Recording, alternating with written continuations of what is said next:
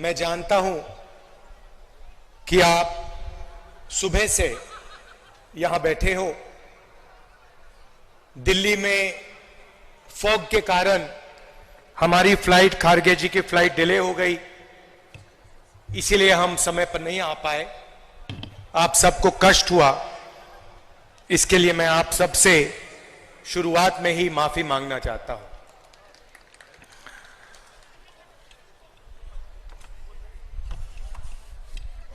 उनतीस जून को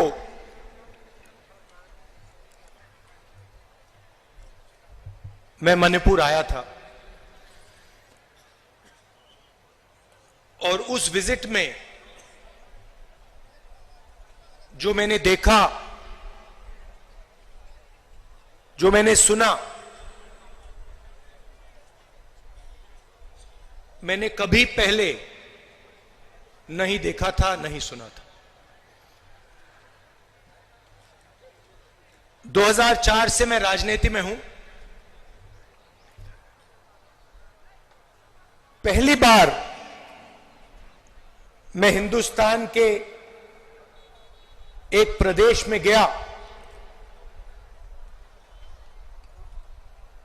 जहां गवर्नेंस का पूरा इंफ्रास्ट्रक्चर कोलैप्स कर गया था, जिसको हम मणिपुर कहते थे। 29 जून के बाद वो मणिपुर रहा ही नहीं, बट गया। कोने कोने में नफरत फैली, लाखों लोगों को नुकसान हुआ। भाई बहन, माता पिता आंखों के सामने मरे। और आज तक हिंदुस्तान के प्रधानमंत्री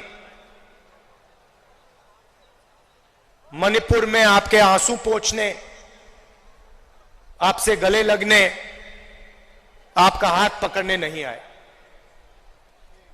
शर्म की बात। शायद नरेंद्र मोदी जी के लिए, बीजेपी और आरएसएस के लिए मणिपुर हिंदुस्तान का भाग ही नहीं है। आपका जो दुख है, आपका दर्द है, वो उनका दुख, उनका दर्द नहीं है। पिछले साल हमने भारत जोड़ो यात्रा शुरू की। कन्याकुमारी से कश्मीर तक हम चले, 4000 किलोमीटर चले और भारत को जोड़ने की हमने बात की, नफरत मिटाने की बात की, एक धर्म को, एक जात को दूसरी जात से मिलाने की बात की और बहुत अच्छा रिस्पांस मिला। लाखों लोगों से बातचीत की,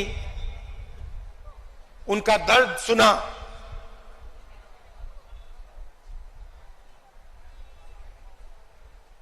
मुश्किल था मगर बहुत अच्छा लगा। लोगों ने कहा कि कन्याकुमारी से कश्मीर तक यात्रा की है तो फिर ईस्ट से वेस्ट में यात्रा होनी चाहिए। और मैं चाहता था कि जैसे हमने पैदल यात्रा की कन्याकुमारी से कश्मीर, वैसे ही हम ईस्ट से वेस्ट पैदल यात्रा करें।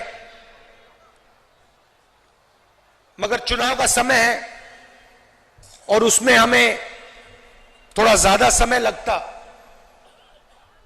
इसलिए कांग्रेस पार्टी ने, हमने निर्णय लिया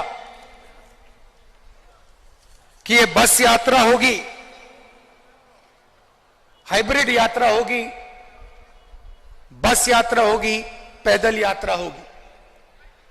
सवाल उठा कि ये यात्रा शुरू कहां से होनी चाहिए। कोई लोग कह रहे थे कि वेस्ट में शुरू होनी चाहिए, कोई कह रहे थे ईस्ट में शुरू होनी चाहिए, और मैंने साफ कहा कि अगली भारत जोड़ो यात्रा सिर्फ मणिपुर से ही शुरू हो सकती है और कहीं से नहीं शुरू हो सकती।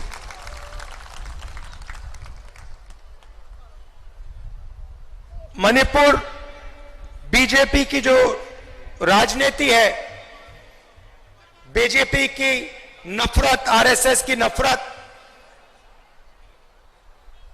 उनका जो दृष्टिकोण है, उस विचारधारा का मणिपुर एक चिन्ह है। जो आपने यहां खोया, जो मेरे भाई ने बस के ऊपर कहा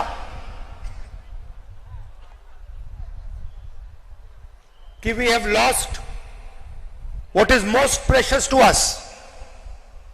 You have lost it because of the ideology of the BJP, because of the politics of the BJP, because of the hatred that the BJP and the RSS spread in their politics. I was listening to my brother when he was saying we have lost what we valued, and I was thinking to myself, yes, you have lost what you have valued, but we will find what you valued once again and bring it back to you. We understand, all of us on the stage understand the pain that the people of Manipur have been through.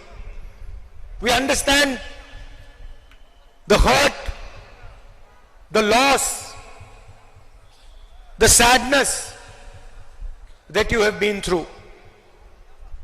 And we promise you, we commit to you that we will bring back what you valued.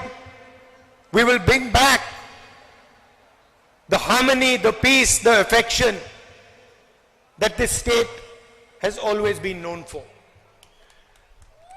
Question arises, why Nyaya Yatra? Because we are going through a period of great injustice in India. Social, economic, and political injustice. Injustice against the people of Manipur, the traditions of Manipur, but also injustice across the nation. Economically, monopolies are being built.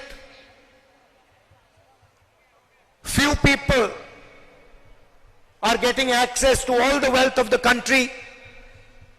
One or two businesses have their fingers in everything, and the large majority of businesses, small and medium businesses, are being destroyed. Huge levels of unemployment, massive price rise is what the whole of India is facing. On the social side, the large mass of India's people, the lower castes, Dalits, tribals, simply do not have a say in the governance system of the country. I have given example upon example of how the large mass of our people are excluded from the political system, from the governance system. So these are the issues that the Bharat Jodo Nyaya Yatra is going to raise. But this is less about us and more about you. Bharat जोड़ो यात्रा में हम सुबह शुरू करते थे, 6 बजे शुरू करते थे, और 7 बजे रात तक हम चलते थे। हमारा भाषण 20-25 मिनट का होता था। शाम को हमारा एक भाषण होता था, मगर 7-8 घंटे हम आपकी बात सुनते थे, किसानों की, मजदूरों की, छोटे दुकानदारों की, महिलाओं की, युवाओं की। और यही इस यात्रा का लक्ष्य है। हम ज्यादा बोलना नहीं चाहते हैं, हम आपको अपनी मन की बात नहीं बताना चाहते हैं, हम आपकी मन की बात सुनना चाहते हैं, आपका दर्द समझना चाहते हैं और आपके साथ हिंदुस्तान का अगला जो विजन होगा, हिंसा का नहीं, नफरत का नहीं, मोनोपोलीज का नहीं, मगर हार्मोनियस, इक्विटेबल और भाईचारे का विजन हम आपके साथ मिलकर, आपकी आवाज सुनकर, वो हम हिंदुस्तान के सामने रखने जा रहे हैं। एक बार फिर आप आए, दूर दूर से आए, शाम का समय है, आपको यहां बहुत समय रुकना पड़ा, इसके लिए मैं आपसे माफी मांगता हूं। और आने वाले दिनों में आपके साथ मिलने का मौका मिलेगा, बातचीत करने का मौका मिलेगा, गले लगने का मौका मिलेगा भारत छोड़ो न्याय यात्रा में। तो मैं काफी खुशी से आपसे मिलने की तैयारी करना। बहुत बहुत धन्यवाद। नमस्कार। जय हिंद।